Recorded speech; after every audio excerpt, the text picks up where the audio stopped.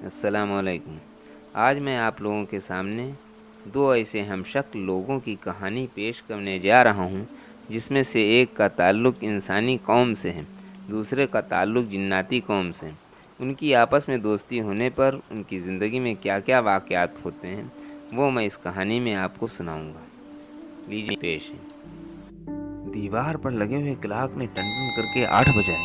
मेरे ख़यालात का सिलसिला टूट गया और मैंने खा जाने वाली नज़रों से क्लॉक को घूरा। हालांकि 8 बजे मैं अपने फ्लैट में दाखिल हुआ था और 9 बजे तक मैंने खाना खाया और 12 बजे तक अपने बिस्तर पर लेट गया, मगर मुझे नींद ना आई और मैं लगातार करवटें बदलता रहा। उस वक्त मेरा ध्यान अपनी बेवफा महबूबा ज़रीना की तरफ ही लगा था।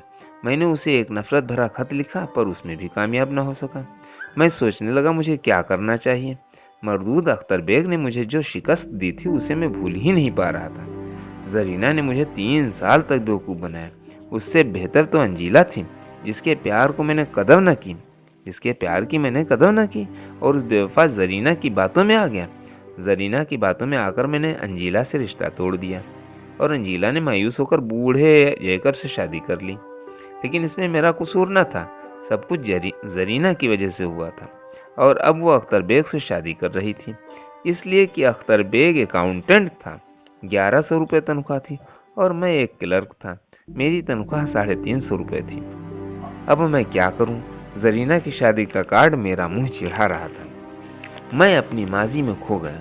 हम सब मोटे हशमत अली की इम्पोर्ट एक्सपोर्ट की कंपनी में काम करते हैं। वहीं पर मैं पहली बार ज़रीना से मिला था। ज़रीना अंजीला से खूबसूरत थी। बूटे से कद और घुंघराले बालों में ज़रीना को देखकर अंजीला का रंग फीका पड़ गया। दफ्तर के सभी लोग ज़रीना को हासिल करने में लगे हुए थे, पर उसने किसी को लिफ्ट नहीं दी। फिर एक शाम जब हम दफ्तर से निकल रहे थे, तो उसने मुझे पिक्चर देखने और साथ डिनर करने की ऑफर दी, जिसे मैंने कबूल कर लिया। बस यहीं से हम दोनों की मुलाकातें शुरू हुई और हमारी मोहब्बत की शुरुआत हुई। और अंजीला से मेरी मोहब्बत का खात्मा हुआ और उसने मायूस होकर जैकब से शादी कर ली। उसके बाद मेरी और ज़रीना की मोहब्बत आगे बढ़ती गई। हम दोनों साथ आते जाते, रेस्टोरेंट में खाना खाते। इन सब का असर मेरी सैलरी पर पड़ा। मैंने अपने खर्चे कम कर दिए, पर ज़रीना की हर ख्वाहिश पूरी की। इसी बीच ज़रीना की सालगिरह आने वाली थी और मैंने उसे धूमधाम से मनाने का ऐलान किया। ज़रीना ने मना भी किया, बोली आरिफ तुम्हारी तनख्वाह कम है, ये सब कैसे होगा? पर मुझ पर तो ज़रीना के प्यार का भूत सवार था। मैंने बोला सब हो जाएगा, तुम परेशान मत हो। ये सुनकर ज़रीना खिल उठी। उसके बाद मैं घर आया और सोचने लगा पैसों का इंतजाम कैसे किया जाए। बहुत सोचने के बाद मैंने अपने घर का कुछ सामान बेच दिया और 750 रुपये का इंतजाम कर लिया। फिर मैंने ज़रीना के लिए साड़ी खरीदी और सालगिरह का शानदार इंतजाम किया। दफ्तर के सभी लोगों को बुलाया, उसी में मरदूद अख्तर बेग भी आया था। सालगिरह का इंतजाम ज़रीना के घर किया गया था। सारे मेहमानों के आने के बाद ज़रीना ने केक काटा, सबने उसे तोहफे दिए। आखिर में अख्तर बेग एक मखमली डिब्बा लेकर आया और उसे ज़रीना को थमाते हुए बोला, ज़रीना ये छोटा सा तोहफा आपके लिए। मखमली डिब्बा देखकर ज़रीना की आंखें चमक उठी। उसने शुक्रिया बोलकर तोहफा कबूल कर लिया। मुझे भी थोड़ा बेचैनी हुई कि आखिर डिब्बे में क्या है। उसके बाद सबने खाना खाया और अपने घर को रवाना हो गए। अब सिर्फ मैं और ज़रीना के घर वाले थे। ज़रीना ने जल्दी से अख्तर बेग का दिया हुआ तोहफा उठा लाया। ज़रीना ने जैसे ही डिब्बा खोला उसकी आंखें चौंधिया गईं। डिब्बे में जड़ाऊ जेवरात का एक सेट था। ज़रीना की आंखें जेवर पर थीं और मेरी आंखें ज़रीना पर। पता नहीं क्यों मुझे ऐसा लग रहा था कि जेवरों की चकाचौंध में ज़रीना मुझसे दूर हो गई। उसने फौरन वो सेट पहन लिया और मैं उसे देखता रह गया।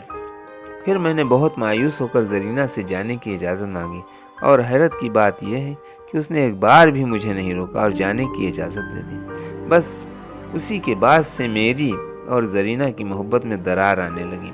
अब वो ऑफिस में और ऑफिस के बाद मेरे साथ वक्त नहीं गुजारती थी, बल्कि उसका वक्त अख्तर बेग के साथ गुजरने लगा था।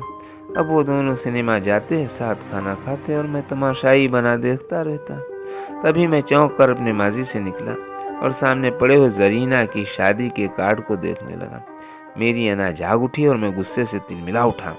मेरे जहन में जरीना और अख्तर बेग से बदला लेने की तरकीबें सोचने लगा। मुझे समझ आ गया कि दुनिया में दौलत सब कुछ है। मुझे समझ में आ गया कि दुनिया में दौलत सब कुछ है। आज अगर मेरे पास दौलत होती तो जरीना मुझे छोड़कर उस अख्तर बेग के पास न जाती। इसीलिए मैंने दौलत हासिल करने का इरादा कर लिया। सही या गलत, किसी भी तरीके से मुझे दौलत चाहिए। किसी भी तरीके से मुझे दौलत हासिल करनी थी और इसके लिए मेरे दिमाग में एक आइडिया आया। अगले रोज मैं दफ्तर गया और जाकर अपनी सीट पर बैठ गया, जो कि अख्तर बेग की सीट के सामने ही थी। मैं चोरी चोरी अख्तर बेग को देखता रहा कि वो क्या कर रहा है। मेरे ऊपर जरीना की बेवफाई ने जुनून सवार कर दिया था। मैं अच्छे बुरे की तमीज भुला बैठा था। उस वक्त मुझे सिर्फ दौलत चाहिए थी, दौलत, और उसका एक ही तरीका था, कंपनी के अकाउंट से पैसा चुराना। इसलिए मैं अख्तर बेग पर पूरी नज़र रखे हुए था। दोपहर में लंच के वक्त जब सारा स्टाफ लंच करने बाहर गया तो मैं भी उनके साथ उठ गया। फिर कुछ देर बाद पिछला दरवाज़ा खोलकर चुपके से अंदर आ गया।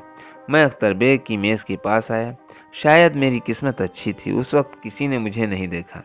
और सबसे खुशी की बात, दराज में चाबी लगी थी। मैंने चाबी घुमाई और दराज खुल गई। दराज खुलते ही उसमें मुझे नोटों की गड्डियां दिखाई दी। मेरे हवास उड़ गए। इतना पैसा मैंने जिंदगी में कभी ना देखा था। मैंने जल्दी जल्दी सारा पैसा एक ब्रीफ केस में रखा और पिछले दरवाजे से बाहर निकल आया। वहां पर मैंने एक टैक्सी पकड़ी और रेलवे स्टेशन रवाना हो गया। मेरा दिल बहुत तेजी से धड़क रहा था, सांसें बहुत तेजी से चल रही थी। स्टेशन पहुंचकर जो सबसे पहली ट्रेन थी उसका टिकट लिया और उसमें चढ़ गया। मुझे यही डर था अभी पुलिस आएगी और मुझे पकड़ के ले जाएगी। लेकिन जब ट्रेन ने सुस्त रफ्तार से चलना शुरू किया तो मेरा डर भी धीरे धीरे कम होने लगा। जब ट्रेन ने रफ्तार पकड़ ली तो मैंने सुकून का सांस लिया।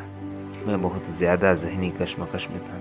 जब सुकून मिला तो मैं नींद की आगोश में चला गया। अभी मैं नींद में ही था कि किसी ने मुझे झंझोड़ डाला। मैं डर गया। जब आंखें खोल के देखा तो सामने 4-5 आदमी मुझे घेरे खड़े थे। मुझे लगा अब मैं पकड़ लिया गया हूँ, अब मुझे पुलिस से कोई नहीं बचा सकता। पर जब मेरे होशो हवास थोड़ा दुरुस्त हुए तो मैंने गौर किया कि पुलिस वाले तो नहीं लगते। इनका लिबास चोगे की तरह था और ये कद में काफी लंबे थे। चेहरा भी खतरनाक था। मेरा ध्यान सबसे पहले डाकुओं की तरफ गया। तो क्या डाकू थे?